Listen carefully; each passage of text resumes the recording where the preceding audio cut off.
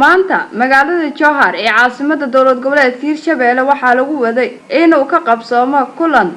ay yeelanayaan baarlamaanka dowlad goboleedka Hirshabelle isla markaana lagu horgeynayo golaha wasiirada uu soo magacaabay madaxweyne Maxamed Cabdi Waare waxaana kulankaasi la sheegay inuu u baaqday kooram la'aan kadib markii xildhibaanada baarlamaanka dowlad goboleedka Hirshabelle ay ku kala aragti duwanaadeen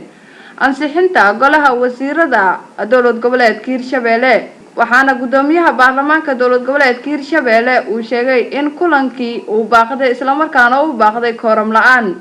xildhibaan Nuur Xaashi oo kamid ah mudanayaasha baarlamaanka dowlad goboleedka Hirshabelle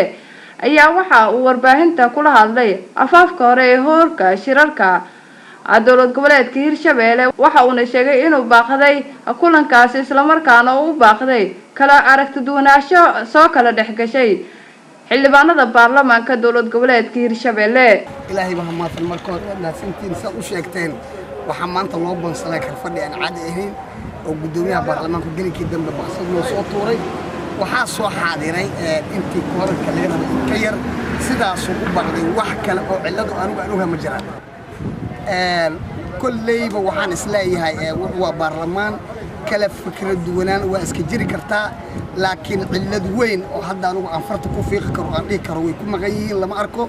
dadku waa iska baagamudo gabala iska beeraleeya gabala isbitaallada carruurta ka jirayiin laakiin kooranka wax yaraba ka dhimaanaaday waxaana gudoonka baarlamaanku markuu soo gabagabay noo soo kadib noo sheegay inuu dib u soo cilaami doono waa ka warsuganaa insha Allah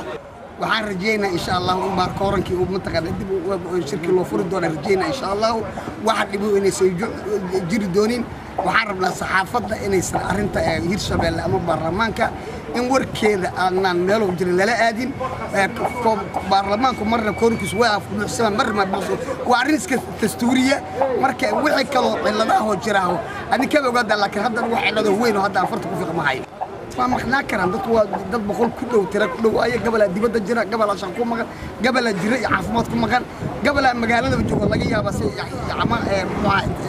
مقدار كان فصح خاطي مركا طب قبل أنا بتقولي أمان أنا جيت السمر وينا وحياة ساسو يعني نتغيروا إمان كراجرة لكن وحنا سلايا مال ما سودو أرنت إني قبل رجينا إن شاء الله قلنا وسيلة وح شروط أو هرد من إن الأنصحية بطاطا بمجران سان دي الشيء baarlamaanka kala fikri duunaanshusum waa arin yaani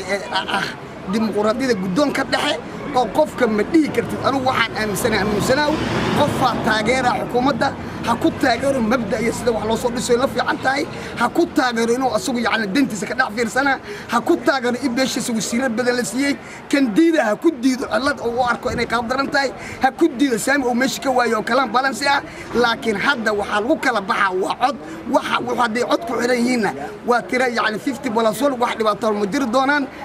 magaalada Jowhar ee caasimadda dowlad goboleedka Hirshabelle ayaa waxaa laga dareemayaa haguuxa ka dhex taagan ansixinta golaha wasiirada dowlad goboleedka Hirshabelle iyadoo xildhibaano qaar ay qabaan in qaabkii loo soo maray magacaabista golaha wasiirada dowlad goboleedka Hirshabelle ay ahayd mid qaldan isla markaana aysan ansixinaynin golahaasi wasiirada uu soo magacaabay madaxweyne Waare halka xildhibaano kalena ay qabaan in ay ansixinayaan golaha wasiirada cusub ee dowlad goboleedka Hirshabelle Hamdi Dal Somali News Jowhar.